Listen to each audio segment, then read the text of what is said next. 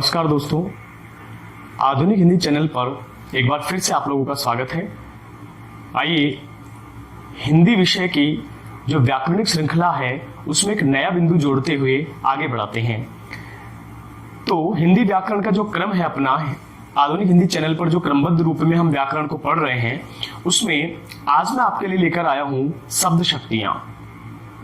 शब्द शक्तियां क्या है हिंदी साहित्य के काव्य शास्त्र में, और इसके अलावा आरबीएससी 12th क्लास के अंदर शब्द शक्तियों का एक चैप्टर पाठ्यक्रम में दिया गया है।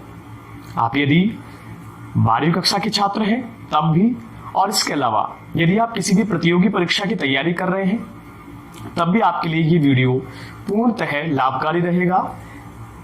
वीडियो शुरू करने से पहले मैं आप लोगों से गुजारिश करूंगा कि आप आधुनिक हिंदी चैनल को सब्सक्राइब कर लें ताकि आगे आने वाले वीडियोस की नोटिफिकेशन आपको मिलती रहे और हिंदी व्याकरण की गहनतम जानकारी आपको उपलब्ध होती रहे, तथा इस वीडियो को आप लाइक करें और शेयर करें ताकि बाकी लोगों को भी इसका लाभ मिल सके।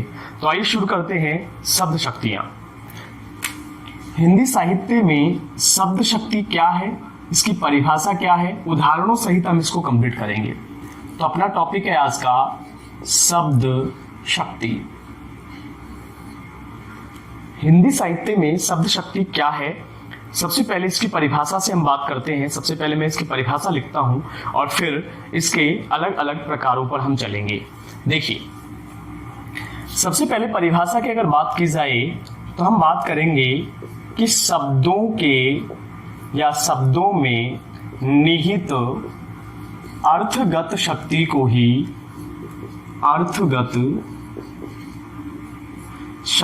को ही शब्द शक्ति कहा जाता है। शब्द शक्ति कहा जाता है। यानी हम इस परिभाषा से एक बात समझ सकते हैं कि किसी भी शब्द के अंदर उसका जो अर्थ है उसे हम उसकी शक्ति कहेंगे, अर्थात उस शब्द की शक्ति मानेंगे। व्याकरणिक दृष्टि से हम कितने भेदों में इसे बांटते हैं, किस किस तरीके से शब्द शक्ति का प्रयोग किया जाता है, उसकी हम इसमें बात करेंगे। तो सबसे पहले एक उदाहरण से आपको समझाता हूं कि किस तरह से शब्द के अंदर शक्ति निहित रहती है और उसका हम प्रयोग करते हैं। जैसे मान लीजिए हम किसी भी एक शब्द की बात करें, जैसे कमल, मैंने एक शब्द लिखा, तो यहां पर इस कमल शब्द से इसके जो अर्थ निकल रहे हैं ये किसी व्यक्ति विशेष का नाम हो सकता है या कमल का जो पुष्प हो सकता है उसको इंगित करते हुए हम कमल कह सकते हैं। यहां मैंने जो इस कमल शब्द से दो अर्थ निकाले हैं इनको हम इसकी शक्ति कहेंगे। अब इसका प्रयोग जब वाक्य में होगा वहां इसका किस तरह से अर्थ निकल रहा है उसके आधार पर हम इसे अलग अलग प्रकारों में बांटते हैं। तो प्रकारों पर चलने से पहले हम एक चीज की बात करेंगे कि किसी भी शब्द की जो शक्ति है, किसी भी शब्द का जो अर्थ है वो किस किस रूप में हम प्राप्त करते हैं। तो देखिए, शब्दों का अर्थ हम 3 प्रकार से प्राप्त करते हैं। शब्दों का अर्थ 3 प्रकार से ग्रहण किया जाता है। 3 प्रकार से ग्रहण किया जाता है। तो 3 प्रकार कौन कौन से हैं किसी भी शब्द के अर्थ को ग्रहण करने के लिए? तो पहले प्रकार की बात करते हैं कि किसी भी शब्द का जो पहला प्रकार है अर्थ लेने का वो कौन सा है। तो सबसे पहले हम बात करेंगे तो उसे कहा जाता है वाच्यार्थ या मुख्यार्थ। इसे हम वाच्यार्थ भी कह सकते हैं या मुख्यार्थ भी कह सकते हैं। वाच्यार्थ का मतलब है कि किसी भी शब्द का अर्थ क्या है, मूल अर्थ क्या है, या मुख्यार्थ से मतलब है उसका मूल रूप में अर्थ क्या लिया जाएगा। तो वाच्यार्थ में शब्द का कौन सा अर्थ लिया जाता है? शब्द का मुख्य या मूल अर्थ, मुख्य अर्थ प्रयोग किया जाता है। देखिए, मैं यहां पर आपको अभी शब्द शक्तियों के प्रकार नहीं बता रहा हूं, मैं केवल ये बताने का प्रयास कर रहा हूं आप लोगों को कि किसी भी शब्द का अर्थ हम किस किस प्रकार से प्रयोग कर सकते हैं वाक्य में। दूसरा अपना जो प्रकार होता है शब्द के अर्थ को प्रयोग करने का उसे हम कहते हैं लक्ष्यार्थ। यहां लक्ष्यार्थ शब्द का जो निर्माण हुआ है, ये जो लक्ष्यार्थ लिखा हुआ है, इसमें एक शब्द है लक्ष्य, और इस लक्ष्य से मतलब है लक्षण। लक्षणों के आधार पर जब अर्थ लिया जाएगा वो लक्ष्यार्थ होता है। अर्थात मुख्य अर्थ को छोड़कर लक्षणों के आधार पर, लक्ष्यार्थ के अंदर किसी भी शब्द के जो लक्षण होते हैं, लक्षणों के आधार पर अर्थ लिया जाता है। दूसरा जो अपना प्रकार है किसी भी शब्द का अर्थ लेने का, उसे हम कह रहे हैं लक्ष्यार्थ। यानी इसके अंदर लक्षणों के आधार पर अर्थ लिया जाएगा। लक्षणों के आधार पर अर्थ कैसे लेंगे वो भी मैं आपको बताऊंगा। अभी पहले मैं तीनों प्रकारों का आपको बता देता हूं, फिर उदाहरण की बात करेंगे। एक होता है व्यंग्यार्थ। व्यंग्यार्थ, व्यंग्यार्थ में मुख्यार्थ, जिसे हम वाच्यार्थ कह रहे हैं, दोनों एक ही है। मुख्यार्थ तथा लक्ष्यार्थ दोनों से परे, यानी दोनों को छोड़कर, दोनों से परे व्यंग्य के आधार पर, व्यंग्य के आधार पर अर्थ लिया जाता है। इसमें अर्थ ग्रहण किया जाता है, ग्रहण किया जाता है। देखिए, हमने तीन प्रकार देखे हैं वाक्य के अर्थ लेने के, और ये तीनों ही प्रकार हमें सहायता प्रदान करेंगे जब हम शब्द शक्तियों के प्रकार पढ़ेंगे। सबसे पहला है वाच्यार्थ, लक्ष्यार्थ और व्यंग्यार्थ। तो वाच्यार्थ की अगर मैं उदाहरण की बात करूं तो मान लीजिए मैंने लिखा राम गाय चरा रहा है। मान लीजिए मैंने इस तरह से एक शब्द प्रयोग किया, राम गाय चरा रहा है, शब्दों का प्रयोग किया वाक्य में। अब ये जो वाक्य बना अपना, इसमें हमें कहीं पर भी, ध्यान से सुनिए, जैसा लिखा है वैसा ही हमने अर्थ लिया है। लिखा है राम गाय चरा रहा है, तो अर्थ भी हमने ये लिया है कि राम कोई व्यक्ति है, वो गाय नामक जो पशु है उसे चरा रहा है। इसमें कहीं पर कोई भी अर्थ में दुविधा नहीं है, कोई बाधा नहीं है। इसे तो हम कहेंगे वाच्यार्थ। मान लीजिए मैंने इस तरह से लिखा राम तो गाय है।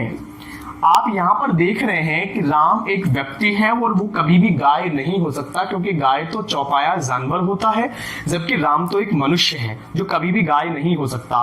तो यहां पर आपने देखा जैसा पहला सेंटेंस था उसमें कोई बाधा नहीं आ रही थी हमें उसको पढ़ने में, उसके अर्थ को समझने में, लेकिन दूसरे सेंटेंस में अर्थ को समझने में बाधा आ रही है। इसका मतलब अब हम यहां पर क्या करेंगे, अर्थ ग्रहण करने के लिए उस पर आते हैं। मैंने कहा राम तो गाय है, इसका मतलब यह है कि वो गाय जानवर नहीं है, गाय का लक्षण है। अर्थात गाय शब्द जो हम प्रचलन में लेते हैं व्यावहारिक जीवन में, उसमें उसका अर्थ होता है सादा जीवन जीने वाला व्यक्ति या फिर सादगी का स्वभाव। अर्थात जो राम है वो सादगी स्वभाव वाला है, अर्थात सादा व्यक्ति है, सीधा सादा व्यक्ति है, सीधा सादा लड़का है, इसलिए हम उसको गाय कह रहे हैं। और यहां पर हमने अर्थ लिया लक्ष्यार्थ। लक्ष्यार्थ का मतलब गाय शब्द का जो मूल अर्थ था उसको छोड़कर ये जो सादगी वाला अर्थ है ये लक्ष्यार्थ है, और इसको हमने ग्रहण किया, इसलिए इसे लक्ष्यार्थ कहा जाता है। अर्थात गाय के लक्षण के आधार पर हमने अर्थ लिया है। अर्थ में बाधा आ रही थी तो हमने लक्षण के आधार पर अर्थ ले लिया, इसलिए इसे हम कहेंगे लक्ष्यार्थ।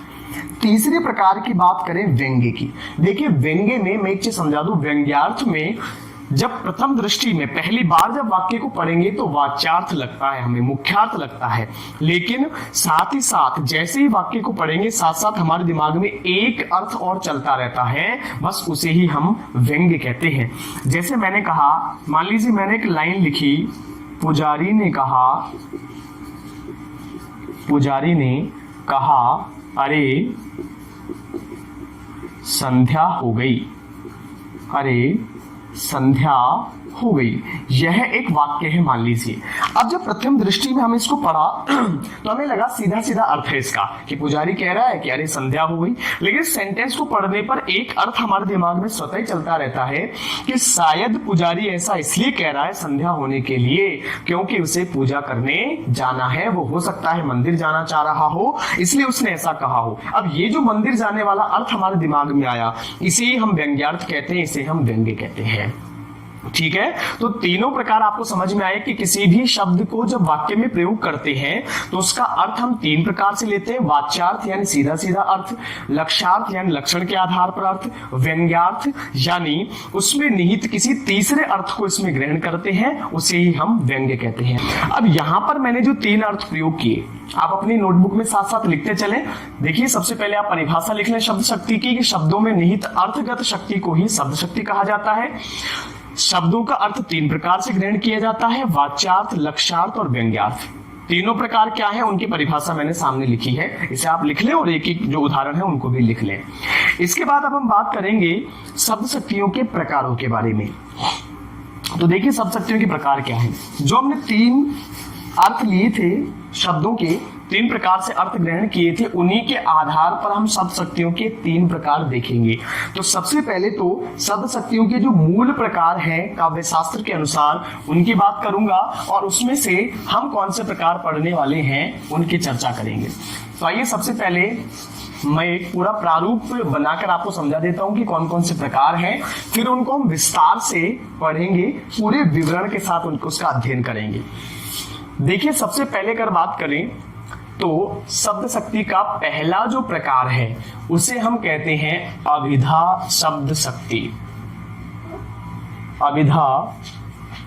अभिधा शब्द शक्ति।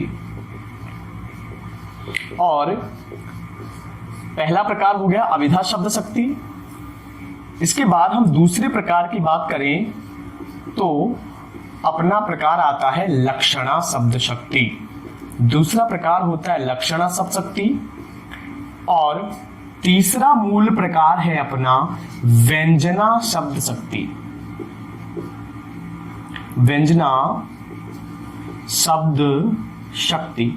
तीन मूल प्रकार होते हैं शब्द शक्ति के, अभिधा, लक्षणा और व्यंजना। ये तीनों तो हैं इसके मुख्य प्रकार। अभिधा जो शब्द शक्ति होती है इसके कोई उपभेद नहीं होते हैं, लेकिन लक्षणा और व्यंजना ये जो दोनों शब्द शक्तियां हैं इनके अलग अलग प्रकार भी चलते हैं, उपभेद भी होते हैं। उनका पूरा प्रारूप एक बार मैं लिखकर आप लोगों को समझा रहा हूं, उसके बाद इसके प्रकारों पर यानी इसके विस्तारित अध्ययन पर चलेंगे हम। लक्षणा की बात करें तो लक्षणा को हम सर्वप्रथम दो भागों में बांटते हैं। सबसे पहले इसके मूल जो दो प्रकार हैं वो है रूढ़ी लक्षणा, इसे रूढ़ा लक्षणा भी कहा जाता है, दोनों ही नाम प्रचलन में है, रूढ़ा लक्षणा या रूढ़ी लक्षणा एक ही बात है। इसके बाद दूसरा इसका प्रयोग होता है प्रयोजनवती लक्षणा। प्रयोजनवती लक्षणा। प्रयोजनवती लक्षणा। अब प्रयोजनवती लक्षणा को फिर से दो भागों में विभाजित किया जाता है, और इसके दो भाग हैं। पहला भाग होगा शुद्धा प्रयोजनवती लक्षणा शब्द शक्ति, अर्थात इतना बड़ा नाम न लिखकर हम केवल शुद्धा लिख देते हैं, शुद्धा प्रयोजनवती। और इसके बाद आती है गौणी प्रयोजनवती। दो प्रकार इस तरह से इसके बन जाते हैं। शुद्धा और गौणी जो प्रयोजनवती लक्षणा है, इन दोनों को फिर से दो दो भागों में बांटा जाता है। शुद्धा को हम बांटेंगे उपादान लक्षणा, उपादान लक्षणा तथा लक्षण लक्षणा। ये शुद्धा के दो भेद हैं। गौणी को फिर से दो भागों में बांटा जाता है, जिसमें एक का नाम है सारोपा और एक है साध्य वसाना। साध्य वसाना। इस तरह से ये लक्षणा के उपभेद प्रचलन में है। देखिए एक बार फिर से बता दो आपको, मूल प्रकार है अभिधा, लक्षणा, व्यंजना। इसमें रूढ़ी लक्षणा, प्रयोजनवती लक्षणा, ये लक्षणा के मूल भेद हैं। इन दोनों के बाद प्रयोजनवती को फिर से दो भागों में बांटेंगे, शुद्धा और गौणी। शुद्धा को दो भागों में बांटा जाता है, उपादान लक्षणा और लक्षण लक्षणा। गौणी को भी हम दो भागों में बांटते हैं, सारूपा और साध्य वसाना। इसके बाद हम व्यंजना की तरफ बढ़ते हैं। व्यंजना जो शब्द शक्ति है, इसको मूल रूप से दो भागों में बांटा जाता है। मूल रूप से दो भागों में बांटा जाता है, जिसमें से पहली का नाम है शाब्दी व्यंजना। पहली है शाब्दी व्यंजना, और दूसरा जो प्रकार है उसे हम कहते हैं आर्थी व्यंजना। आर्थी व्यंजना। ये इस तरह से सब शक्तियों का पूरा प्रारूप बनकर तैयार है। देखिए, एक चीज मैं यहां क्लियर करूं, जो मित्र काव्य शास्त्र के आधार पर इसे पढ़ना चाह रहे हैं उनके लिए ये पूरा मूल प्रकार है। अब ये पूरे प्रकार मैंने क्यों लिखे हैं, काव्य शास्त्र में इस तरह से इसका प्रारूप दिया जाता है, हिंदी साहित्य का जो काव्य शास्त्र है उसमें, और इनके अलग अलग उदाहरण होते हैं, लेकिन इतना ज्यादा डीपली प्रश्न वैसे नहीं बनते हैं। हाई लेवल की जो एग्जामिनेशन होती है उनके अंदर जरूर पूछा जाता है, लेकिन जो कक्षा 12वीं के लेवल के जो एग्जाम्स हैं, कक्षा 12वीं जो बोर्ड एग्जाम है, उसमें इतना नहीं पूछा जाता। आप लक्षणा के दोनों भेद और व्यंजना के दोनों भेद याद रख लें, इतना काफी है। प्रयोजनवती का जो पूरा ये उपभेद है नीचे, इनके अगर उदाहरण आते हैं तो वो भी प्रयोजनवती में ही मान लिए जाते हैं, उनको अलग से लिखने की जरूरत नहीं है। आइए इनको अलग अलग करके हम एक एक चीज को, अर्थात पहले अभिधा को, फिर लक्षणा को और फिर व्यंजना को पढ़ते हैं कि इनके प्रारूप किस तरह से चलते हैं, इनके उदाहरण क्या क्या है। इस पर बढ़ने से पहले आप अपनी कॉपी के अंदर पूरा जो प्रारूप मैंने बनाया है ये ज्यों का त्यों बना लें, चाहे आप 12वीं कक्षा के स्टूडेंट्स हो, या फिर आप काव्य शास्त्र के लिए पढ़ रहे हो, या फिर आप एमए के लिए, या जो भी एग्जामिनेशन आप देना चाह रहे हैं, नेट स्लेट वगैरह, किसी के लिए भी पढ़ रहे हो, आप किसी कंपटीशन के लिए पढ़ रहे हो, पूरा स्ट्रक्चर आप इस तरह से याद कर ले। मैं ये चीज क्यों कह रहा हूं कि पूरा आपको लिखना चाहिए, चाहे आप कोई भी पेपर दे रहे हो। उसका कारण यह है कि अनेक किताबों के अंदर लक्षणा के दो भेद, रूढ़ी लक्षणा और प्रयोजनवती, दिए हुए हैं, जो कि सही है, लेकिन अनेक जगहों पर भूलवश रूढ़ी लक्षणा और प्रयोजनवती लक्षणा ना लिखकर लक्षण लक्षणा और उपादान लक्षणा के भेदों को ही इसके उपभेद बता दिए गए हैं, मूल उपभेद, जो कि ठीक नहीं है। क्यों? क्योंकि रूढ़ी लक्षणा और प्रयोजनवती के बाद प्रयोजनवती को जब हम दो पार्टों में डिवाइड करते हैं तब जाकर ये शुद्धा के भेद बनते हैं, लक्षण लक्षणा और उपादान लक्षणा, इसलिए ये भेद अलग है शुद्धा और गौणी के अंतर्गत, जबकि मूल जो प्रकार है वो तो अपने रूढ़ी और प्रयोजनवती है। तो आइए इसके आगे सबसे पहले हम अब एक एक करके इन भेदों को पढ़ते हैं। क्या तो इनकी परिभाषाएं रहेगी, किस तरह से इनके उदाहरण प्रचलन में आते हैं, एग्जाम में आपको किस तरह से इसे करना है और किस तरह के प्रश्न इसके बनते हैं, पूरे तरीके से इसको हम चर्चा करते हैं इसकी। सबसे पहले अभिधा शब्द शक्ति की परिभाषा की बात करते हैं, स्टेप बाय स्टेप पढ़ते हैं चीजों को। परिभाषा किस तरह से बना सकते हैं उसको समझने से पहले अभिधा को मैं आपको समझाना चाहूंगा ये है क्या। अभिधा शब्द शक्ति को आप इस तरह से याद कर सकते हैं कि कहीं पर भी किसी भी वाक्य में उसका सीधा सीधा अर्थ लिया जा रहा है उस वाक्य का, अर्थात वाक्य में जब शब्दों का मुख्यार्थ ग्रहण किया जाता है, अर्थात सीधा अर्थ लिया जाता है, वाच्यार्थ लिया जाता है, जैसा मैंने पहले बताया अभी आपको, वहां पर अभिधा शब्द शक्ति होती है।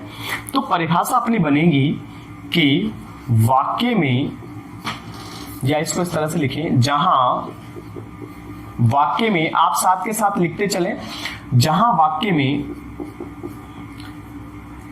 शब्दों का मुख्यार्थ,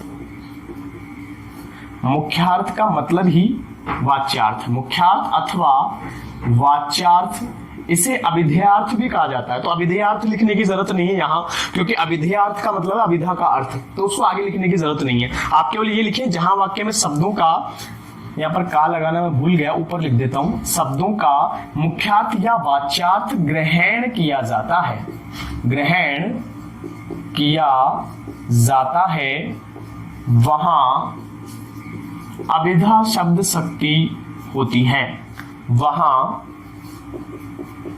अभिधा शब्द शक्ति होती है, अभिधा शब्द शक्ति होती है।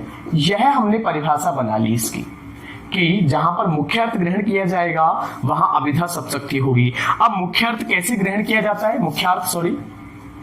जो मुख्य अर्थ होता है उसको कैसे ग्रहण करेंगे वो देखिए, पहले उदाहरणों से बताता हूं, फिर कुछ विशेष इसका परिचय करने के विशेष जो तरीके हैं उनकी बात करूंगा। मान लीजिए मैंने लिखा बाग में आम के वृक्ष उग रहे हैं, बाग में आम के वृक्ष उग रहे हैं। सभी दर्शकों से मैं निवेदन करूंगा कि चाहे कितना ही सेंटेंस बड़ा क्यों ना हो, कितना ही बड़ा क्यों ना वाक्य हो, वहां पर आपको कुछ नहीं करना है। जैसे क्रिया वाले पार्ट में भी मैंने आप लोगों को बताया था कि कितना ही बड़ा वाक्य हो उसमें घबराना नहीं है। आपको सिर्फ ये चीज देखनी है वहां पर कि इस वाक्य को पढ़ने पर क्या मेरे मन में जो अर्थ आ रहा है वो निश्चित है, क्या मुझे किसी और अर्थ की कल्पना करनी पड़ रही है।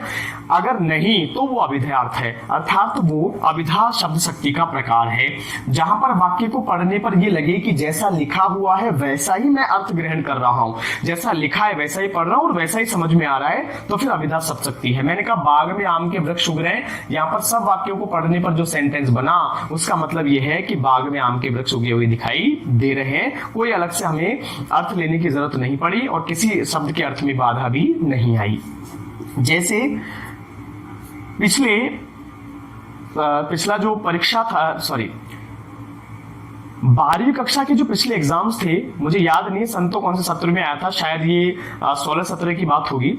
उसमें एक प्रश्न आया था एग्जाम में कि चमेली का पुष्प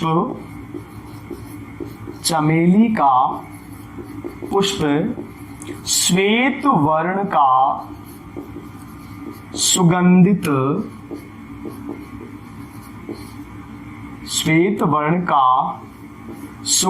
पुष्प है। ये एक वाक्य था, चमेली का पुष्प श्वेत वर्ण का सुगंधित पुष्प है।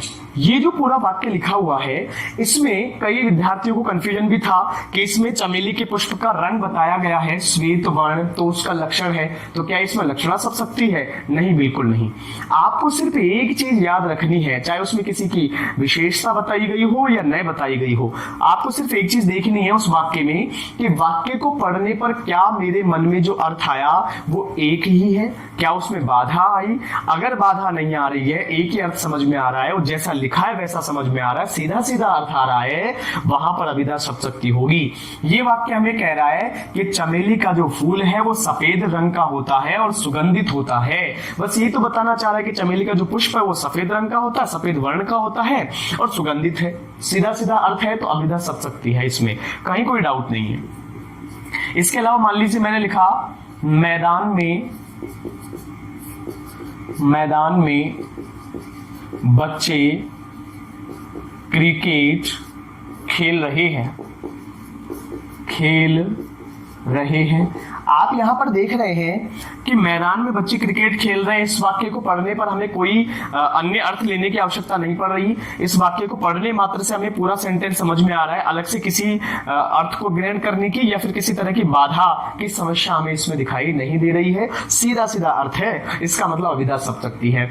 अभिधा शब्द शक्ति को समझने के लिए एक ही चीज आप लिख लें कि जहां कहीं भी जैसा वाक्य लिखा हुआ है उसका सीधा अर्थ ग्रहण किया जाएगा, जैसा लिखा है वैसा ग्रहण किया जाएगा, वहां पर हमेशा अभिधा शब्द शक्ति होगी।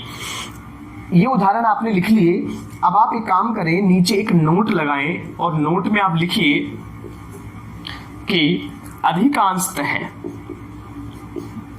देखिए इसमें अधिकांशतः है, इसमें सीधा सीधा अर्थ तो लिया जाएगा ही, कुछ विशेष कंडीशन और है, उसकी भी बात कर लेता हूं। अधिकांशतः यमक अलंकार के, जहां भी यमक अलंकार होगा, यमक अलंकार के, अधिकांशतः यमक अलंकार के उदाहरणों में अभिधा शब्द शक्ति का प्रयोग होता है। अभिधा शब्द शक्ति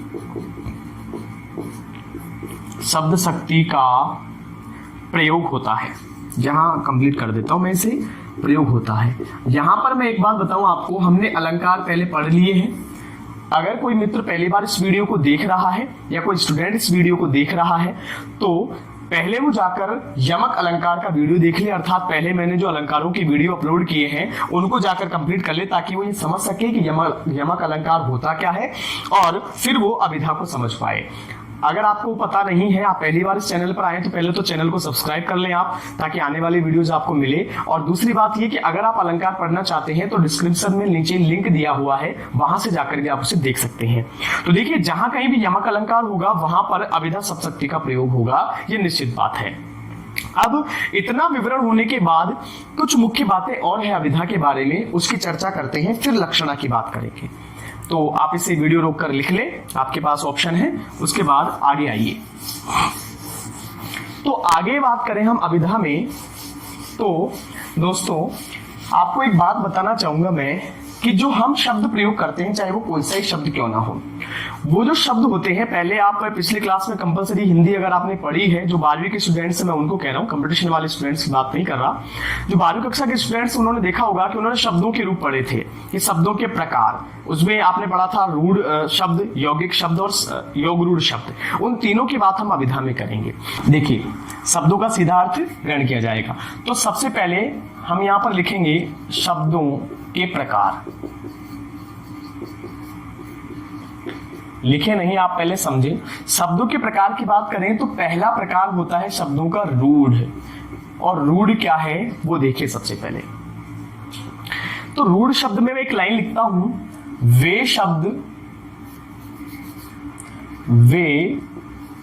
शब्द जिनकी उत्पत्ति नहीं होती, अर्थात जिनका हम अलग से निर्माण नहीं करते, उत्पत्ति नहीं होती, तथा जिनका अर्थ निश्चित होता है, जिनका अर्थ निश्चित होता है, वे रूढ़ शब्द कहलाते हैं। अब यहाँ उत्पत्ति से मतलब क्या है? उत्पत्ति से मेरा मतलब जिनका हम निर्माण नहीं कर सकते, हम उपसर्ग प्रत्यय जोड़कर जिनको अलग शब्द का निर्माण नहीं कर सकते, या मैं ऐसा कहूं जिनके हम खंड नहीं कर सकते, जिनके हम टुकड़े नहीं कर सकते, जो मूल रूप में ही प्रयोग होते हैं, वे रूढ़ शब्द कहलाते हैं।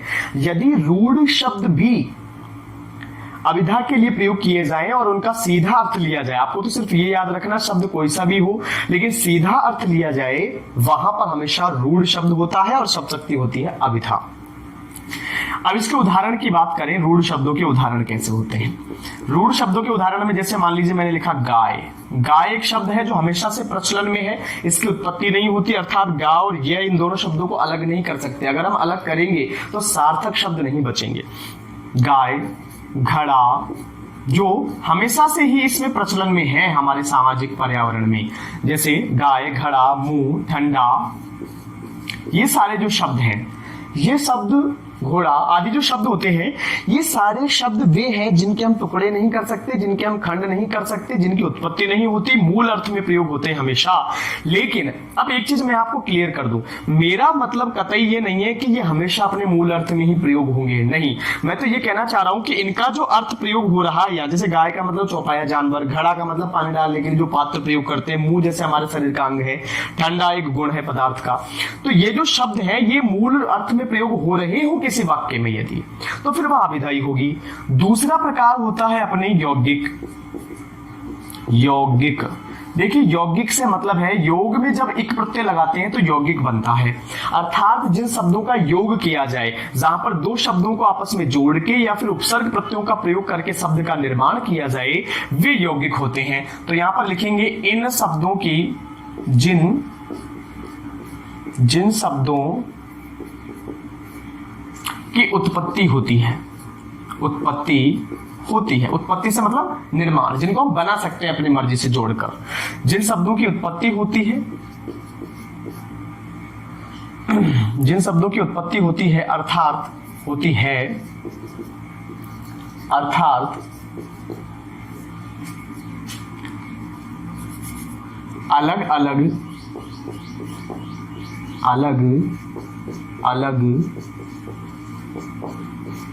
शब्दों को जोड़कर नया शब्द बनाया जा सकता है, जिनके सार्थक खंड होते हैं, वे क्या कहलाते हैं? यौगिक। परिभाषा आप चाहें तो आगे पूरी भी कर सकते हैं, उन शब्दों को यौगिक कहते हैं। मैं यहाँ पर इसलिए लिख रहा हूं ताकि जगह बचे आप लोगों के उदाहरण लिखने के लिए। जिन शब्दों की उत्पत्ति होती है, अर्थात अलग अलग शब्दों को जोड़कर नया शब्द बनाया जा सकता है, वे यौगिक शब्द कहलाते हैं। जैसे मान लीजिए, अब नया शब्द बनाने के लिए हम दो शब्दों को भी जोड़ सकते हैं, या फिर उपसर्ग या फिर प्रत्ययों का प्रयोग करके भी उनका निर्माण कर सकते हैं। मान लीजिए उदाहरण के लिए हम देखें, मैंने उदाहरण लिखा रसोई घर, ये एक शब्द है। अनेक जगहों पर आपने देखा होगा रसोई घर को जोड़कर भी लिखते हैं और इस तरह से बीच में योजक चिन्ह का प्रयोग करके भी लिखते हैं। मूल प्रकार ये होता है, इस तरह से लिखा जाता है। जैसे मान लीजिए मैंने लिखा रसोई घर।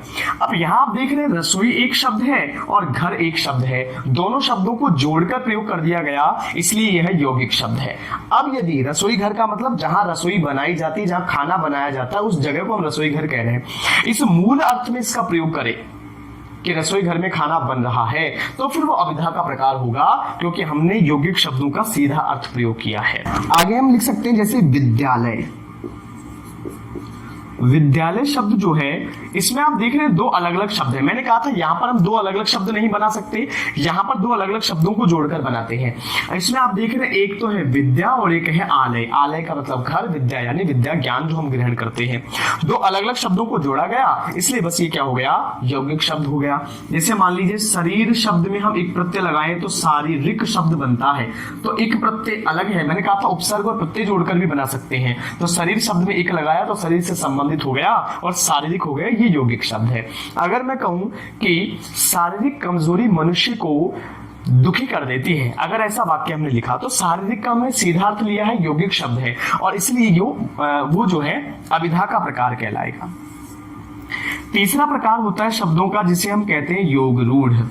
अगर योग रूढ़ प्रकार के शब्द भी इसमें प्रयोग होते हैं तब भी उनको भी हम क्या कहेंगे, अभिधा सप्तशक्ति। बस एक चीज की सावधानी आपको रखनी है, शब्द चाहे रूढ़ हो, यौगिक हो या योग रूढ़ हो, तीनों ही प्रकार के शब्दों का जो अर्थ है वो सीधा सीधा प्रयोग किया जाना चाहिए, वहां पर अभिधा सप्तशक्ति होगी। योग रूढ़ में क्या होता है, जिन वाक्यों का निर्माण अलग अलग शब्द जोड़कर किया जाता है, अलग अलग शब्दों के मेल से होता है। अब आप यहाँ कंफ्यूज हो रहे होंगे कि अलग अलग शब्दों के मेल से, तो यहाँ यौगिक शब्द भी बन रहे थे, लेकिन यौगिक में तो क्या था, उनका जो मूल अर्थ वही था। लेकिन यहाँ पर जिन शब्दों का निर्माण अलग अलग शब्दों के मेल से होता है तथा वे किसी निश्चित अर्थ के लिए रूढ़ हो जाते हैं, वे किसी निश्चित अर्थ के लिए रूढ़ हो जाते हैं, योग रूढ़ शब्द कहलाते हैं। अब यहाँ पर निश्चित अर्थ के लिए रूढ़ कैसे हो जाएंगे उसकी बात देखिए। निश्चित अर्थ के लिए रूढ़ होने से मेरा मतलब है कि शब्द का अर्थ तो और भी निकल रहा होगा, एक से अधिक अर्थ निकल रहे होते हैं, लेकिन उसको किसी एक अर्थ के लिए फिक्स कर दिया जाता है, वहां पर योग रूढ़ शब्द होते हैं।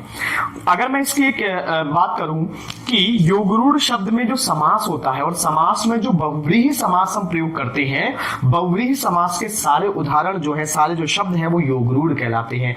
जैसे मान लीजिए मैंने एक उदाहरण लिखा, मैंने लिखा पीताम्बर। अब आप देख रहे हैं पीताम्बर का सीधा अर्थ तो होता है पीला अंबर या पीला वस्त्र। तो पीला वस्त्र तो कोई भी धारण कर सकता है, लेकिन हर व्यक्ति को हम पीताम्बर नहीं कहते हैं। पीताम्बर सिर्फ भगवान कृष्ण को ही कहते हैं, क्योंकि उनके लिए ये शब्द क्या हो गया, रूढ़ हो गया। वैसे ही जैसे हम कहते हैं पंकज।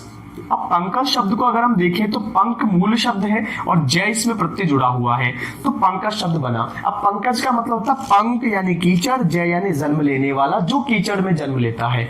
अब कीचड़ में तो मेंढक भी जन्म लेता है, केकड़ा भी जन्म लेता है, उसके अलावा घोंगा भी जन्म लेता है, कमल भी जन्म लेता है, सिंघाड़ा भी जन्म लेता है, लेकिन सभी को हम पंकज नहीं कहते। पंकज सिर्फ कहते हैं कमल को। इसका मतलब इस शब्द के लिए हमने रूढ़ कर दिया कमल का अर्थ। ऐसे जो शब्द हैं वो सारे शब्द आते हैं अपने योग रूढ़ में।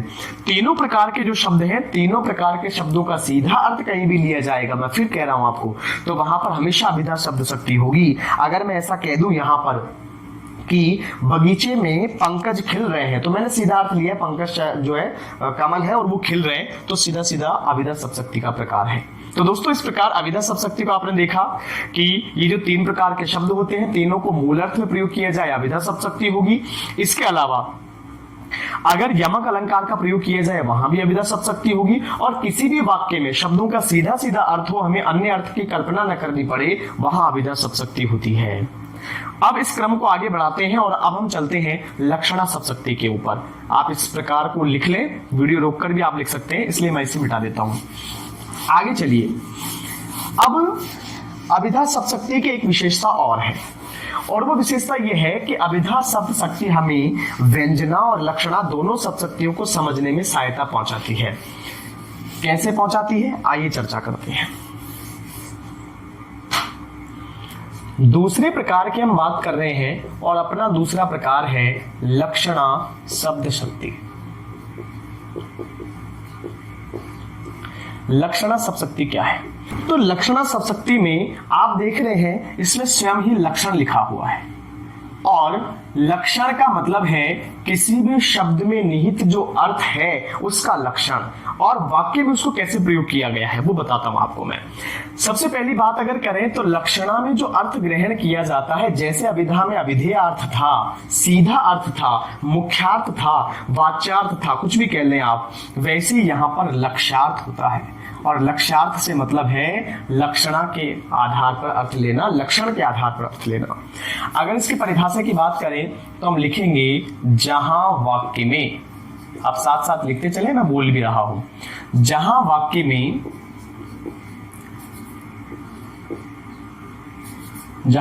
में शब्दों के मुख्यार्थ में, ध्यान से देखिएगा, मुख्यार्थ में बाधा उत्पन्न हो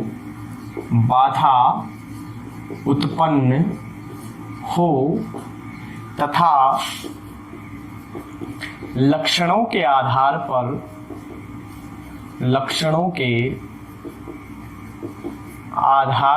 अर्थ लेना पड़े, वहां लक्षणा शब्द शक्ति होती है। इस तरह से आप इसे पूरा कर लें। देखिए मुख्यार्थ से यहां क्या मतलब है, यह मतलब है कि वाक्य को जब हम पढ़ेंगे तो पढ़ने पर जो अभिधा वाला अर्थ है वो नहीं आएगा, उसमें बाधा आ जाएगी। बाधा का मतलब कि आपको लगेगा ऐसा नहीं हो सकता, और जो शब्द इसमें बाधा उत्पन्न कर रहा है उसके लक्षण लेने पड़ेंगे हमें, वहां लक्षणा शब्द शक्ति होती है। कुछ उदाहरणों से आपको समझाता हूं, 2 उदाहरणों में कंपैरिजन करके आपको बताऊंगा मैं, और आप समझ जाएंगे। राम गाय चरा रहा है। अब देखिएगा किस तरह से एक शब्द को हम अभिधा में प्रयोग कर रहे हैं और उसी को हम लक्षणा में प्रयोग कर सकते हैं। आप ये देख रहे हैं राम गाय चरा रहा है, इस सेंटेंस में अगर आप गौर से देखेंगे तो अभिधा शब्द शक्ति है। क्यों? क्योंकि जितने भी शब्द इसमें प्रयोग हुए सबके सीधे सीधे अर्थ लिए जा रहे हैं, जो अर्थ उसका है वही अर्थ प्रयोग किया जा रहा है, इसलिए।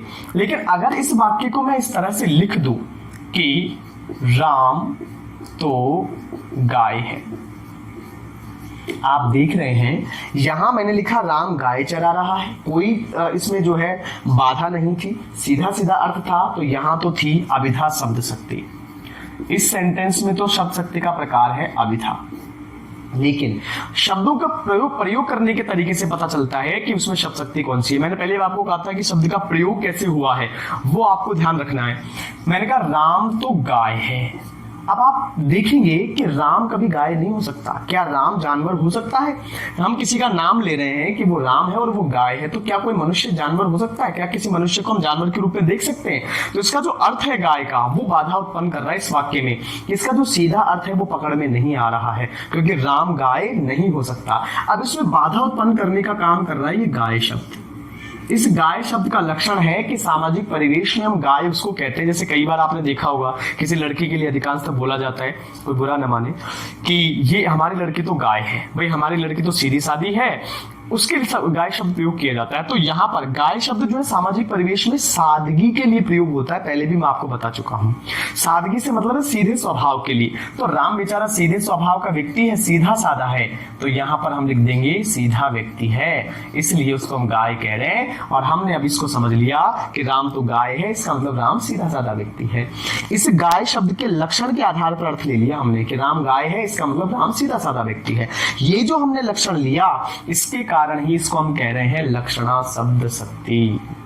क्लियर हो गया आपके दिमाग में? जैसे मैं कहूं मोहन गधा है, मान लीजिए मैंने लिखा मोहन गधा है। अब आप देख रहे हैं यहां पर मोहन जो शब्द है और गधा जो शब्द है, अगर इसको हम पहले सेंटेंस के आधार पर तुलना करें, अगर मैं इसको ऐसे लिखता मोहन गधा चरा रहा है, मोहन गधे को देख रहा है, गधे को बांध रहा है, तो अब इधर सब्सक्ति है। लेकिन मैंने कहा मोहन गधा है, अब मोहन एक मनुष्य है, व्यक्ति है, मानव है, और वो गधा नहीं हो सकता, जानवर नहीं हो सकता। लेकिन अब मैंने कहा था आपको परिभाषा में, देखिए जहां वाक्य में शब्दों के मुख्यार्थ में बाधा उत्पन्न हो, इसका सीधा अर्थ समझ में नहीं आ रहा क्योंकि मोहन गधा नहीं हो सकता। लेकिन अभी जो गधा शब्द बाधा उत्पन्न कर रहा है, इसका हम लक्षार्थ लेंगे, अर्थात लक्षणा वाला अर्थ लेंगे, इसका लक्षण पकड़ेंगे। और गधे का लक्षण होता है कि जो मूर्ख होता है उसको गधा कहते हैं। तो यहां पर हम लिख देंगे मूर्ख, मूर्ख व्यक्ति। और यहां पर गधे का अर्थ ये हमने ग्रहण कर लिया, इसका मतलब इसका सीधा अर्थ ने लेकर मूर्ख अर्थ ले लिया, इसलिए इसमें लक्षणा सब्सक्ति है, क्योंकि सीधा अर्थ प्रयोग नहीं किया गया है, लक्षण के आधार पर प्रयोग किया है, इसलिए लक्षणा सब्सक्ति है। अब हम चर्चा करते हैं इसके भेदों के बारे में। जहां कहीं भी इस तरह से लक्षण के आधार पर अर्थ लेना पड़े, यानी जैसे ही आपने वाक्य को पढ़ा और आपको लगा कि इस वाक्य का अर्थ नहीं हो सकता ऐसा जैसा लिखा हुआ है, फिर आपको अपनी कल्पना शक्ति लगानी पड़े, यानी आपको ये देखना पड़े कि कौन सा शब्द बाधा उत्पन्न कर रहा है, वहां वो शब्द क्या काम कर रहा है, और फिर आपका अर्थ बैठे, इसका मतलब लक्षणा है वहां। तो यहां आपने देखा लक्षणा सब्सक्ति। अब आइए इसके उपभेदों की बात कर लेते हैं। इसको मिटा देता हूं मैं, परिभाषा भी साफ कर देता हूं। देखिए मैंने आपको जब प्रारूप बनाया था इसका प्रकारों का, तो मैंने कहा था इसका जो पहला प्रकार होता है, इधर लिख देता हूं, पहला प्रकार होता है उसे हम कहते हैं रूढ़ी लक्षणा या रूढ़ा लक्षणा। अब ये रूढ़ी लक्षणा क्या है या रूढ़ी लक्षणा क्या है उसके बारे में बात करते हैं। सबसे पहले इसकी परिभाषा की बात करेंगे। तो रूढ़ी लक्षणा की परिभाषा क्या होगी, देखिए जहां से मेरा मतलब जिस वाक्य में जहां शब्दों का रूढ़ी के आधार पर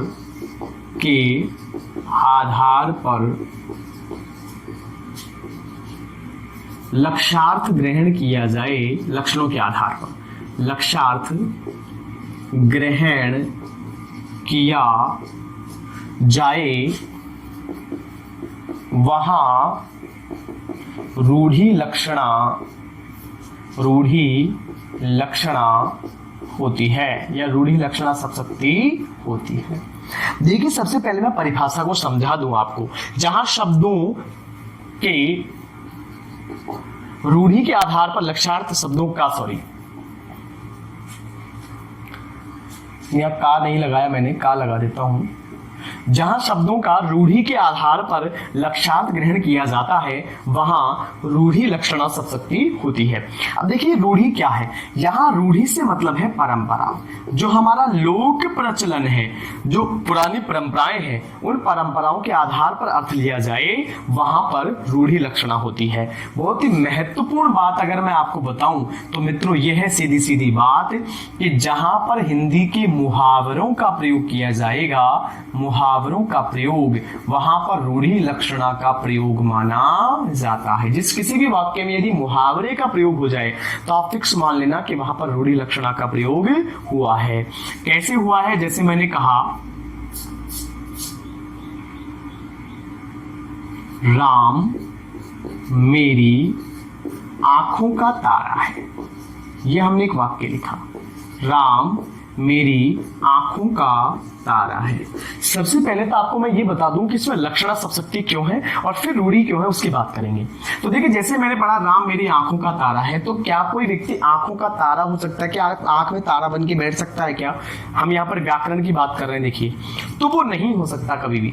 लेकिन यहाँ पर लिखा हुआ है राम मेरी आंखों का तारा है, इसका मतलब ये कि यहाँ जो शब्द हमने प्रयोग किया आंखों का तारा, ये जो 3 शब्द हमने प्रयोग किए हैं यहाँ पर लगातार, इसका मतलब ये है कि वो बहुत प्रिय है। इसका लक्षण हमने लिया कि आंख का तारा होना यानी बहुत प्रिय होना। ये जो हमने लक्षार्थ लिया, इसका अर्थ दूसरा निकाल लिया हमने लक्षण के आधार पर, आंख का तारा होना, बहुत प्रिय होना। अब ये जो बहुत प्रिय शब्द हमने यहाँ पर लिया या ये जो अर्थ ग्रहण किया वो हमने परंपरा के आधार पर लिया है, रूढ़ी के आधार पर, अर्थात जो प्रचलन में अर्थ है आंख का तारा होने का। आप कहीं भी चले जाए पूरे भारतवर्ष में, वहां पर यदि किसी को हम ये कहें ये मेरी आंखों का तारा है, इसका मतलब बहुत प्रिय है, ये अर्थ ग्रहण किया जाता है, ये परंपरा है। क्यों? परंपरा से इसका अर्थ यही चला आ रहा है। तो जहां भी रूढ़ी लक्षणा होगी वहां पर परंपरा के आधार पर अर्थ लिया जाएगा और मुख्यतः मुहावरों का प्रयोग होगा, बस वहां पर रूढ़ी लक्षणा सब शक्ति होगी। आप ये समझ लें। आगे एक उदाहरण से आपको और समझाता हूं। देखिए, जैसे मुंह पर ताला लगा लो, अगर ये लिखा हुआ है मुंह पर ताला लगा लो, अब ताला लगाने का मतलब यहां कतई ऐसा नहीं है कि आप ताला उठाएं और अपने मुंह पे लगा लें, इसका मतलब ये नहीं। अर्थात जैसे ही इस वाक्य को हमने पढ़ा तो अभिधा वाला जो अर्थ है उसमें बाधा आ रही है, अर्थात इसका जो सीधा अर्थ है उसको हम ग्रहण नहीं कर सकते क्योंकि सीधा अर्थ सटीक नहीं है। इसलिए मुंह पर ताला लगाने वाली जो बात है, ये जो शब्द है, इसका हम परंपरा के आधार पर, प्रचलन के आधार पर अर्थ ग्रहण करेंगे और वो अर्थ होगा चुप रहना। ये जो हमने इस मुहावरे का अर्थ ग्रहण किया, इसका मतलब है कि हमने इसमें बाधा उत्पन्न देखी, बाधा देखी और बाधा के आधार पर हमने चुप रहना अर्थ ग्रहण किया। इसका मतलब रूढ़ी लक्षणा शब्द शक्ति है। शब्द शक्ति के दूसरे प्रकार की बात करें, यानी लक्षणा शब्द शक्ति का जो दूसरा प्रकार है रूढ़ा के बाद, रूढ़ा या रूढ़ी दोनों ही कह सकते हैं उसको, तो ये होगी प्रयोजनवती लक्षणा। और ये जो प्रयोजनवती लक्षणा है, इसकी अगर बात करें परिभाषा पर जाने से पहले इसके शब्द को देख लें, प्रयोजन। तो यहाँ पर आप देख रहे हैं प्रयोजन का मतलब होता है कारण। किसी विशेष कारण से अगर किसी शब्द का लक्ष्यार्थ लिया जाए तो वहां पर प्रयोजनवती लक्षणा होती है। विशेष प्रयोजन से क्या मतलब है? विशेष प्रयोजन का मतलब है कि किसी कारण विशेष के लिए, किसी चीज को समझाने के लिए मुख्यार्थ में बाधा उत्पन्न हो और उस बाधा जहां पर उत्पन्न हो रही है उस जगह पर हम लक्ष्यार्थ ग्रहण कर लें, वहां पर प्रयोजनवती लक्षणा होती है। तो यहां पर हम लिखें किसी प्रयोजन विशेष के कारण या किसी विशेष प्रयोजन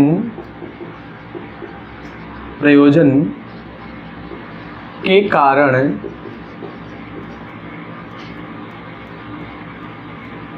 शब्द का लक्ष्यार्थ ग्रहण किया जाए, लक्ष्यार्थ ग्रहण किया जाए, वहां पर प्रयोजनवती लक्षणा होती है। अब आप देख रहे हैं कि प्रयोजनवती के हमने और भी प्रकार देखे थे, शुद्धा और गौणी, उपादान लक्षणा, लक्षण लक्षणा, सारोपा और साध्य वसाना। उतने प्रकार आपको नहीं पढ़ने हैं, सिर्फ हम रूढ़ी लक्षणा और प्रयोजनवती लक्षणा तक ही रहेंगे, यहीं तक पढ़ेंगे। ये मूल प्रकारों में माने जाते हैं, इतने ज्यादा डीपली जाने की आपको आवश्यकता नहीं है। परिभाषा के साथ एक बात और करें तो हम ये कह सकते हैं कि आपने अलंकार पढ़े थे। देखिए, अलंकार अगर आप कंप्लीट कर लेते हैं तभी आपको शब्द शक्ति समझ में आएगी, अन्यथा नहीं समझ में आएगी। तो किसी भी विद्यार्थी ने यदि अभी तक अलंकार नहीं पढ़े हैं तो वो जाकर चैनल में अलंकारों का वीडियो पहले से अपलोड है, वहां जाकर वो देख ले, या डिस्क्रिप्शन में उसका लिंक दिया हुआ है, वहां से जाकर भी अलंकार पढ़ सकता है। तो अगर प्रयोजनवती लक्षणा की बात करें तो पहली बात तो ये कि किसी विशेष प्रयोजन के लिए इसके अंदर लक्ष्यार्थ का प्रयोग होता है, या फिर सादृश्यता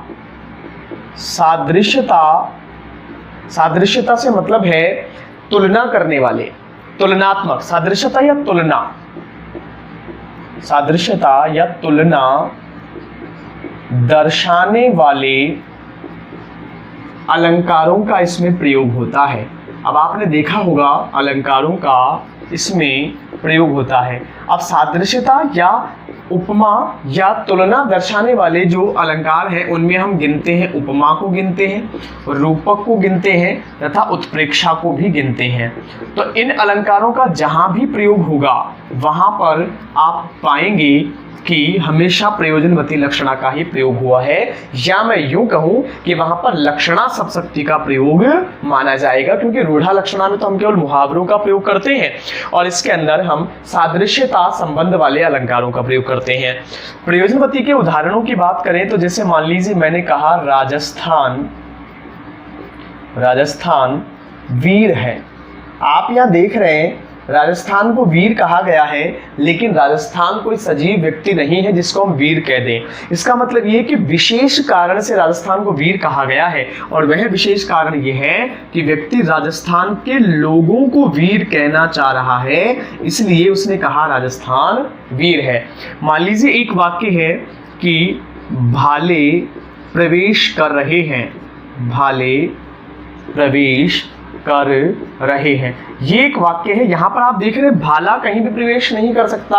इसका मतलब यह है कि यहां पर जो वाक्य प्रयोग हुआ है उसमें सीधा अर्थ नहीं कि भाले स्वयं चलकर आ रहे हो प्रवेश कर रहे हैं, बाधा है वाक्य में, और उस बाधा का निराकरण हम किस तरह से कर रहे हैं, इसका लक्ष्यार्थ ले रहे हैं, और लक्ष्यार्थ भी किसी प्रयोजन विशेष के कारण। प्रयोजन विशेष क्या है, कोई व्यक्ति बताना चाह रहा है कि भाले लेकर सैनिक प्रवेश कर रहे हैं, इसलिए उसने कह दिया भाले प्रवेश कर रहे हैं। तो यहां पर हम भाले प्रवेश करने का अर्थ क्या लेंगे कि सैनिक प्रवेश कर रहे हैं, ये हमारा रहेगा लक्ष्यार्थ, और इसलिए इसमें लक्षणा सप्तशती है, और लक्षणा में भी प्रयोजनवती इसलिए है क्योंकि विशेष कारण से हमने इसका प्रयोग किया है। यदि यहां पर किसी मुहावरे का प्रयोग हो गया होता तब हम उसको रूढ़ि लक्षणा या रूढ़ा लक्षणा में रखते। इसके साथ एक उदाहरण और बताऊं मैं आपको। मान लीजिए किसी बच्चे को देखकर हमने कहा यह बच्चा तो फूल है, ये बच्चा तो फूल है। अब कोई बच्चा फूल नहीं हो सकता, हम उसको फूल मान रहे हैं, अर्थात उसको फूल बना दिया है, हमने उस पर आरोप कर दिया है।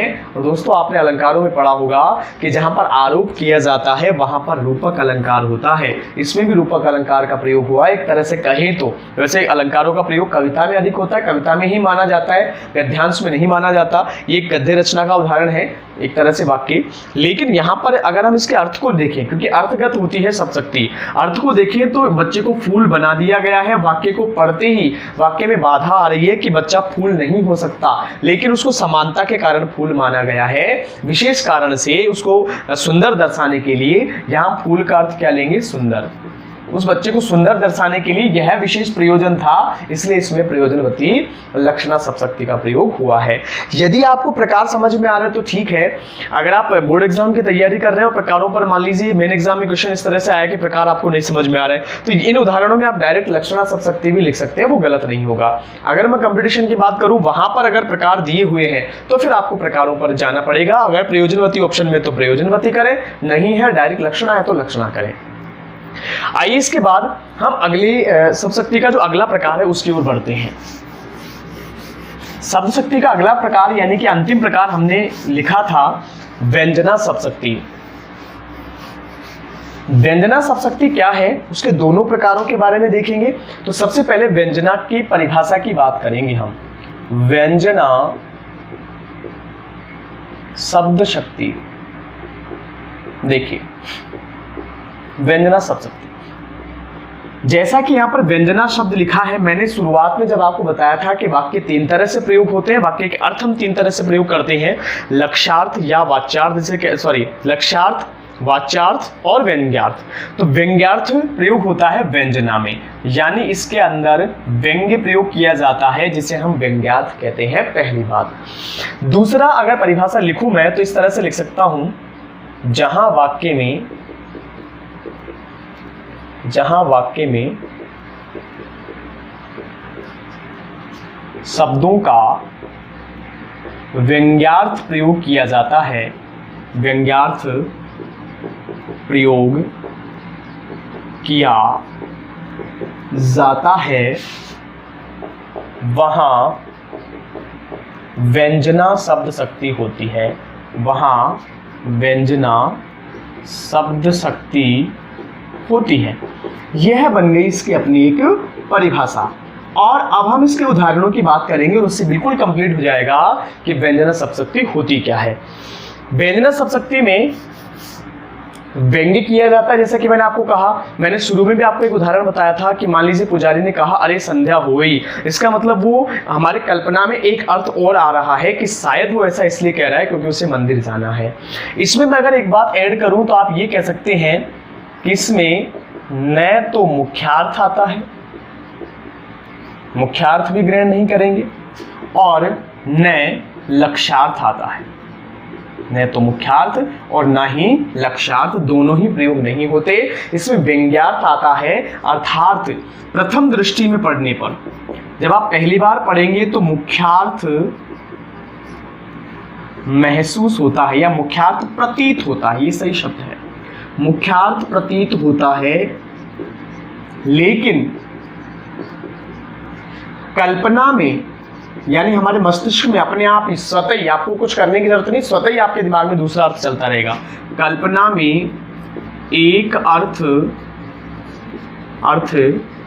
स्वतः ही उत्पन्न हो जाता है, वहां पर व्यंजना शब्द शक्ति होती है। मैंने कहा आपको व्यंग्यार्थ प्रयोग होगा, इसमें न तो मुख्यार्थ आएगा न लक्ष्यार्थ, लेकिन मुख्यार्थ प्रतीत होता है प्रथम दृष्टि में।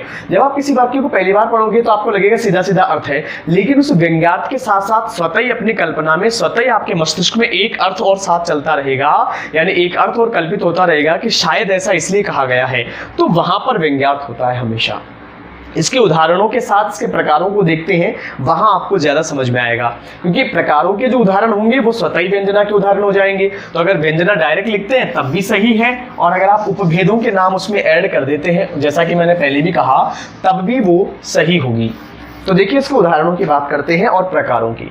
व्यंजना शब्द शक्ति का पहला प्रकार है शाब्दी व्यंजना।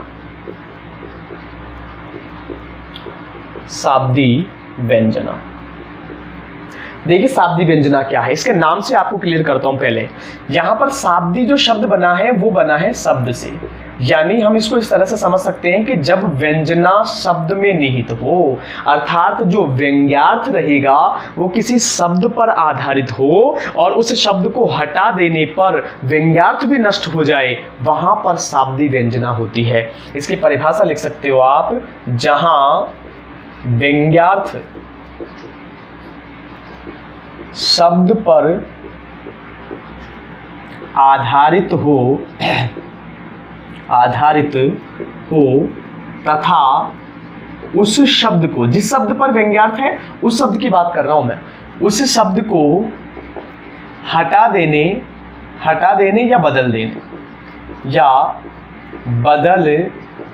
देने पर व्यंग्यार्थ भी नष्ट हो जाए, व्यंग्यार्थ भी नष्ट हो जाए, वहां शाब्दी व्यंजना होती है दोस्तों, शाब्दी व्यंजना होती है। अब यहां पर आप एक चीज देख लें, जैसा कि मैंने शब्द अलंकारों की बात की थी, अभिधा में मैंने कहा यमक अलंकार की अगर प्राप्ति हो रही है, यमक अलंकार है, तो फिर वहां पर अभिधा शब्द शक्ति हो सकती है। अलंकारों के लिए मैंने आपको कहा ही है कि आप जो वीडियो अपलोड हो रखा है पहले से उसको देख सकते हैं। दूसरी बात ये, यहां पर भी हम अलंकार की बात करेंगे। शाब्दी व्यंजना कहां पर होती है, जहां पर एक तो शब्द पर आधारित होगा व्यंग्यार्थ, जो व्यंग्य निकल रहा है वो अर्थ पर नहीं होगा, शब्द पर होगा। कोई एक शब्द होगा जो वहां पर व्यंग्य देने का काम कर रहा होगा, उस शब्द को अगर हटा दिया जाए या उसका पर्यायवाची शब्द रख दिया जाए तो व्यंग्य भी नष्ट हो जाए, बस वहां पर हमेशा शाब्दी व्यंजना होगी। एक बात याद रख लें, शब्द पर आधारित है इसलिए शाब्दी व्यंजना है। अगला प्रकार अपना है आर्थी व्यंजना, वहां अर्थ पर आधारित होगी इसलिए आर्थी व्यंजना कह देंगे। तो यहां पर अब इसके उदाहरण की बात करने से पहले एक स्टार लगाकर महत्वपूर्ण बात मैं लिख दूं, आप भी लिख लें कि इसमें श्लेष अलंकार का प्रयोग होता है, अर्थात जहां जहां भी श्लेष अलंकार आएगा वहां वहां पर ये शाब्दी व्यंजना होगी। कैसे, आइए मैं आपको एक उदाहरण से बताता हूं। एक उदाहरण है अपना, चिरजीवो जोरी जुरे क्यों न स्नेह गंभीर। आप लोगों में से कईयों ने इसे पढ़ा भी होगा, क्यों न स्नेह गंभीर।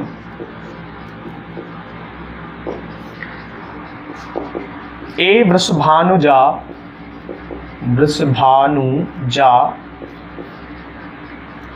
चिरजीवो जोरी जुरे क्यों न स्नेह गंभीर, क्यों घटी, सॉरी इसमें एक लाइन आएगी, को घटी, कौन घटकर है, ए वृषभानुजा वे हलधर के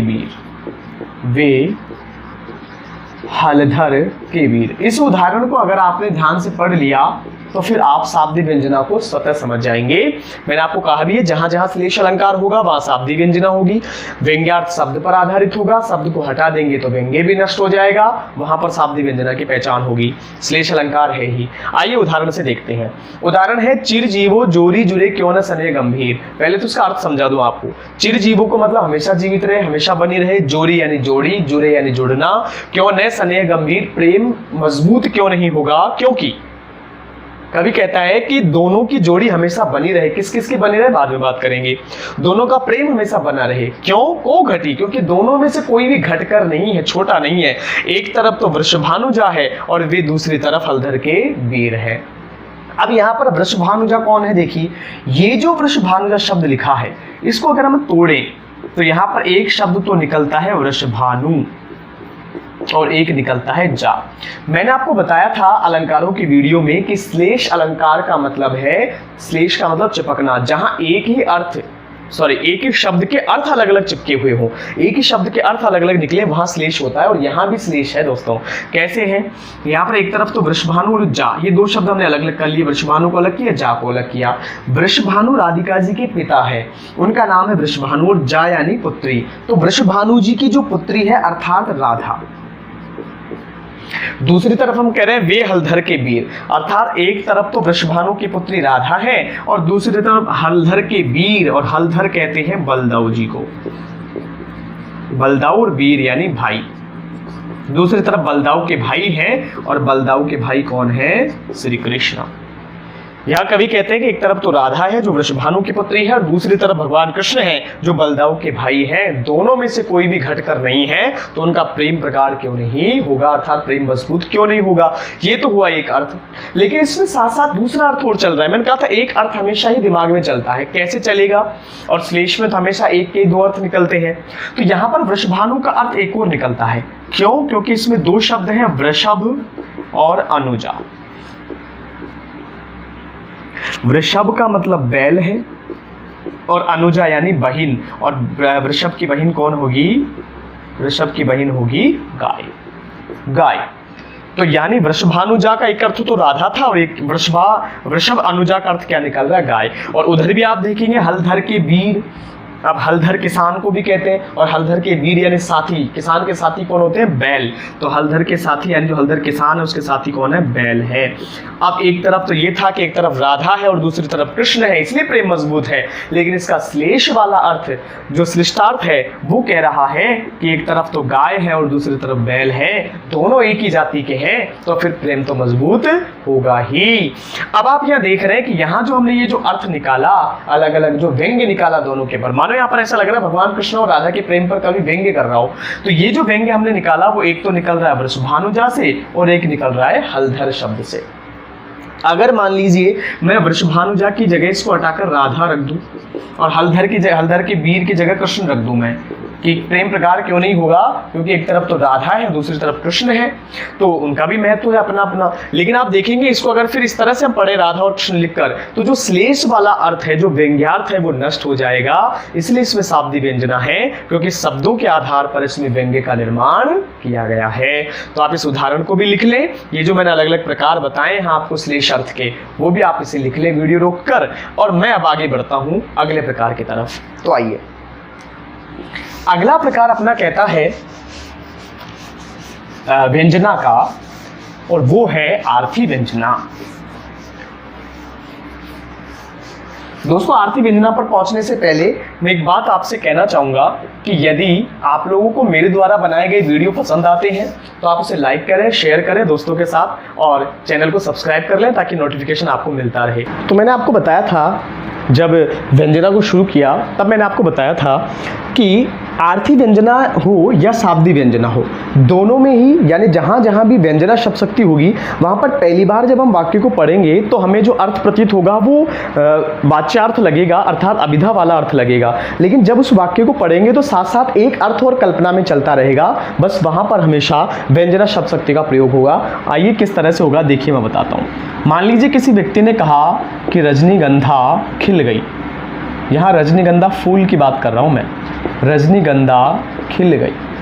रजनीगंधा एक पुष्प होता है, रजनीगंधा, उसकी बात कर रहे हैं। अब आप लोग जब पहली दृष्टि में इसे पढ़ेंगे, ध्यान से सुनिएगा, जब पहली बार इस वाक्य को पढ़ते हैं रजनीगंधा खिल गई, तो लगता है कि अभिधा सब शक्ति है। क्यों लगता है? क्योंकि पहली बार पढ़ने पर हमें प्रतीत होता है कि रजनीगंधा फूल है और वो खिल गया, इसमें सीधा सीधा अर्थ है, कोई दिक्कत नहीं है। लेकिन दोस्तों इसमें रजनीगंधा फूल खिलने की बात नहीं की गई है, इसमें कल्पना में अर्थ और चलता है कि रजनीगंधा का फूल जो होता है वो हमेशा अर्धरात्रि को खिलता है, और अर्धरात्रि में खिलने के कारण, आप तो इसे समझ लें, रजनीगंधा पुष्प जो है अर्धरात्रि को खिलता है, और अर्धरात्रि में खिलने के कारण हमारी कल्पना में एक अर्थ आता है कि हो सकता है दो चोर आपस में बात कर रहे हो और एक दूसरे से कह रहे हो कि रजनीगंधा खिल गई। अब आप समझ गए व्यंग्य वाला अर्थ। तो इस तरह से व्यंग्यार्थ आता है। आइए दूसरी बात और करते हैं। जैसे मान लीजिए कक्षा में छात्रों ने अध्यापक से कहा, अध्यापक से कहा, गुरुजी 1 बज गया, 1 बज गया। ये वाक्य एक छात्र ने कहा। आप ये देख रहे हैं कक्षा में छात्रों ने कहा, कक्षा में छात्रों ने अध्यापक से कहा गुरुजी 1 बज गया। अब आप देख रहे हैं अगर पहली बार हम इसको पढ़ें तो हमें लगता है कि सीधा सीधा अर्थ है, अर्थात अभिधा सब शक्ति होगी, इसमें कहीं पर कोई बाधा नहीं आ रही है अर्थ में। लेकिन आप इसको ध्यान से पढ़ेंगे तो एक अर्थ और कल्पना में चलता रहेगा आपके कि छात्र ऐसा इसलिए कह रहा है कि 1 बज गया क्योंकि हो सकता है उनकी 1 बजे छुट्टी होती हो, और वो ये दर्शाना चाह रहा है उस अध्यापक को कि 1 बज गया अर्थात अब हमारी छुट्टी का समय हो गया, हमें छोड़ दीजिए। इस तरह के वाक्य इसमें प्रयोग होते हैं। जैसे मान लीजिए एक मित्र ने दूसरे से कहा, दूसरे से कहा अरे 4 बज गए, 4 बज गए। यहाँ आप देख रहे हैं कि एक मित्र ने दूसरे से कहा कि अरे 4 बज गए। यहाँ पर हो सकता है कि दोनों मित्र 4 बजे संध्या के समय कहीं घूमने जाते हों, और उस समय को दर्शाने के लिए एक मित्र ने दूसरे से कहा हो कि 4 बजे का समय हो गया, चलो हमारे घूमने का टाइम हो गया। पहली बार जब इस वाक्य को पढ़ेंगे तो हमें लगेगा कि इसमें अभिधा सब शक्ति का प्रयोग हुआ है, क्योंकि इस वाक्य में कहीं पर भी कोई बाधा नहीं आ रही है, तो लक्षणा होगी नहीं। दूसरी बात, किसी तरह की कोई समस्या उत्पन्न नहीं हो रही तो लक्षणा नहीं है, और सीधा सीधा अर्थ समझ में आ रहा तो अभिधा है। लेकिन सीधे सीधे अर्थ समझने के साथ साथ मैंने कहा था एक अर्थ और कल्पना में चलता है उसके साथ साथ, तो वहां पर सब शक्ति होती है व्यंजना। अब जैसे मैंने पढ़ा, एक मित्र ने दूसरे से कहा अरे 4 बज गए, तो जैसे आपने वाक्य को पढ़ा तो आपके दिमाग में अवश्य ये लाइन आई होगी कि शायद वे दोनों शाम के समय कहीं घूमने जाते होंगे, मंदिर जाते होंगे, खेलने जाते होंगे, और उसके टाइम को बताने के लिए उसने कह दिया 4 बज गए। आपने देखा होगा कई बार हमें कहीं जाना होता है खेलने, हम पिताजी और माताजी के सामने नहीं कहते और अपने भाई को कह रहे होते हैं 5 बज गए। अब वो समझ जाता है क्योंकि हमने व्यंग्य कर दिया कि 5 बज गए, खेलने का टाइम हो गया, लेकिन दूसरे व्यक्ति उसको सामान्य समझते हैं कि टाइम बता रहा है 5 बज गए। इस तरह से आप व्यंग्य को समझ सकते हैं। तो दोस्तों इस प्रकार हमने सब शक्तियों को कंप्लीट किया है। मैंने प्रयास किया है कि कम समय में आपको ज़्यादा से ज़्यादा समझाने का प्रयास करूं, कोशिश की मैंने इस तरह से, और कितना मैं इसमें सफल हो पाया आप कमेंट करके बताएं। किसी भी प्रकार का अगर सवाल है आपका सब शक्ति से जुड़ा हुआ तो आप कमेंट बॉक्स में मुझे पूछें, जितना हो सकेगा उतना विवरण के साथ, व्याख्या के साथ उसको समझाने का प्रयास करूँगा। दोस्तों आज के लिए इतना ही, नेक्स्ट वीडियो में फिर से आप लोगों से मुलाकात होगी, तब तक के लिए नमस्कार, धन्यवाद।